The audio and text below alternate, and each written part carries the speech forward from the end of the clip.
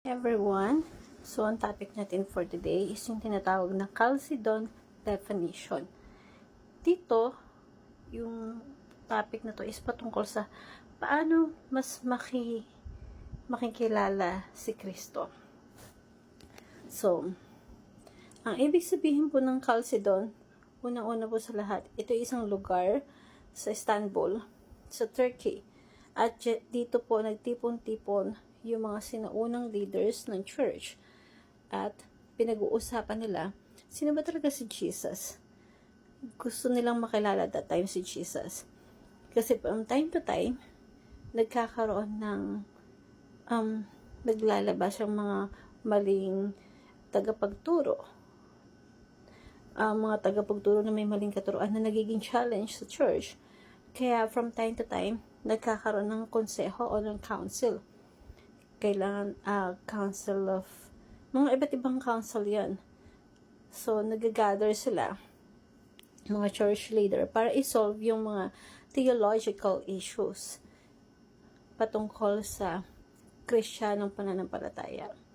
So, dito sa Chalcedon or Chalcedon, nagtipon-tipon ng mga 500 to 600 bishops and representatives or leaders ng church to resolve the problem.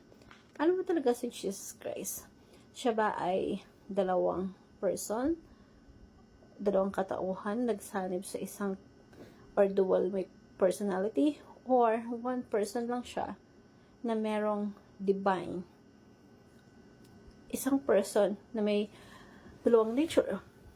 So, pinaka naging resulta sa kanilang deliberations or mahabang pag-aaral or debate, ang main character dito is si Nestorius and Cyril na pinag-usapan nila ano ba talaga, at ito yung naging resulta ng Chalcedon. Council of Chalcedon, Jesus Christ is one person with two natures, divine and human. Ito yung tinatawag ng hypostatus sa theology. So, si Jesus Christ, hindi siya dalawang katauhan or dalawang tao or dalawang persons. God and human. Na para bang nagsanib or hindi siya yung dalawang person.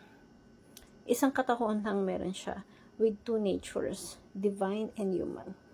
Yung divine and human, nature ni Jesus Christ, Diyos at tao, hindi siya pinagsanib na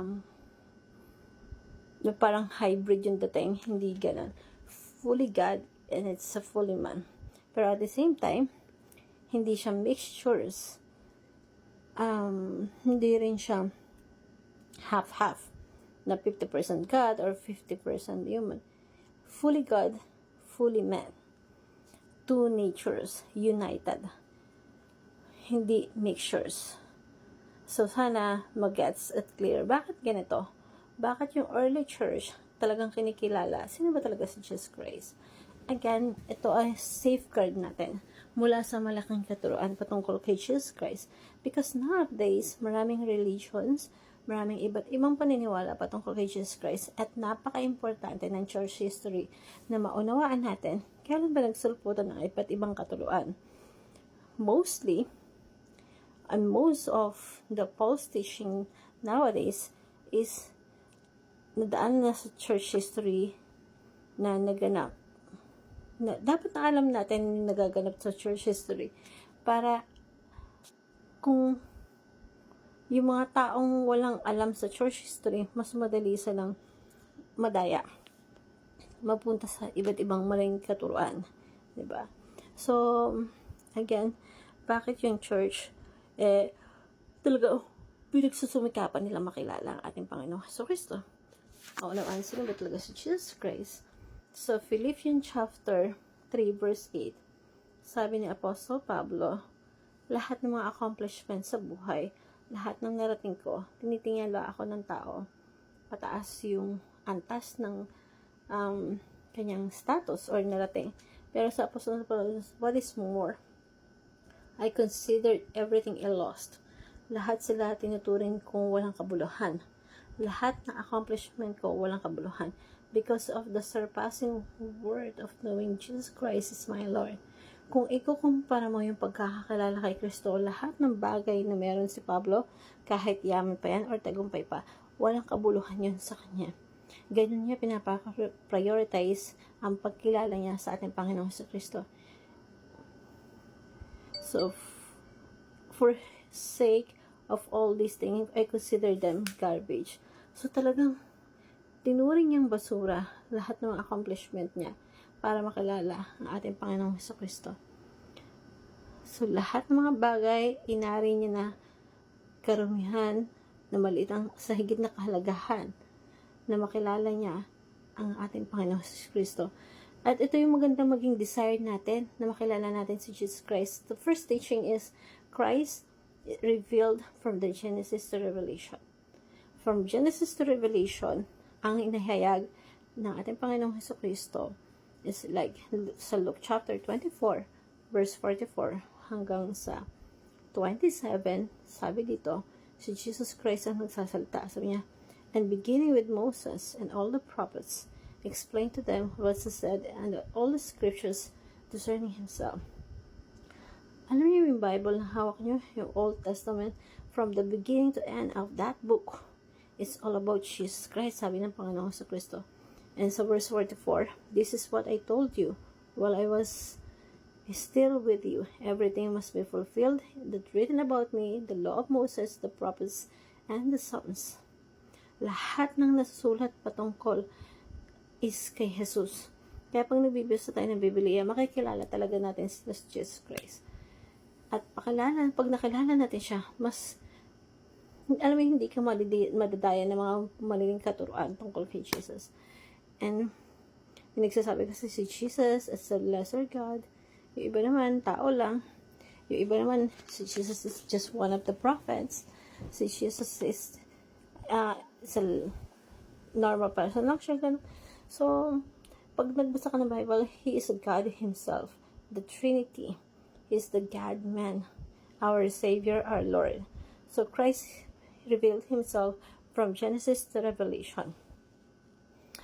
And, number 2, knowing Christ should be our deepest desire. Yung pagkilala natin sa ating Panginoon sa Kristo, dapat yun yung nasa kaibuturan natin na makalala siya. Why? Because we are in a relationship with Christ. Meron tayong relasyon sa Diyos. At pag meron kang relasyon sa Diyos sa isang tao, gusto mong makilala yung tao mismo. Hindi yung mga bagay-bagay na mabibenefit mo lang sa Kanya. So, point number 3 kasi, benefiting from Christ is not our top priority. Totoo, may mga blessings sa ating Panginoon Kristo. Una na yung kaligtasan natin. May mga benefits na you can approach God in the name of Jesus Christ para humingi ng mga pangangailangan natin sa araw-araw. And that's benefit. That's material blessing. But, hindi dapat yung top priority natin. Gusto natin makilala natin kung sino yung karelasyon natin.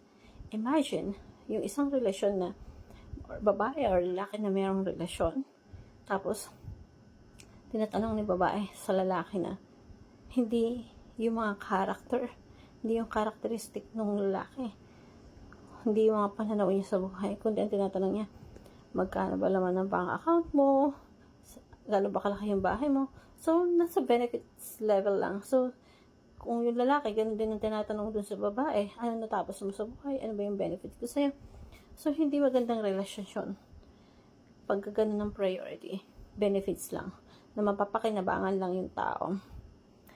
So, minsan, nagiging God user ang tao. Kasi, kung malapit lang tayo sa Panginoon, not in order to have fellowship with Him, dahil meron tayong relationship sa Kanya, but andun lang tayo sa benefit level, God users, ginagamit ang Diyos for something that we can benefit, lalo na pag kailangan natin siya. Pag may papapakinabangan tayo. So, dapat mabago natin yung puso natin. We are in a relationship with God. And must be deepest desire. Yun yung focus natin. Deepest relationship with God. Na dapat na ma-priority natin, matibok ng puso natin, that we consider everything at loss. Ang priority natin si God. Na parang compared to the greatest na God, walang compare yung iba. Hope this simple verse, you learn something. Thank you everyone, and God bless.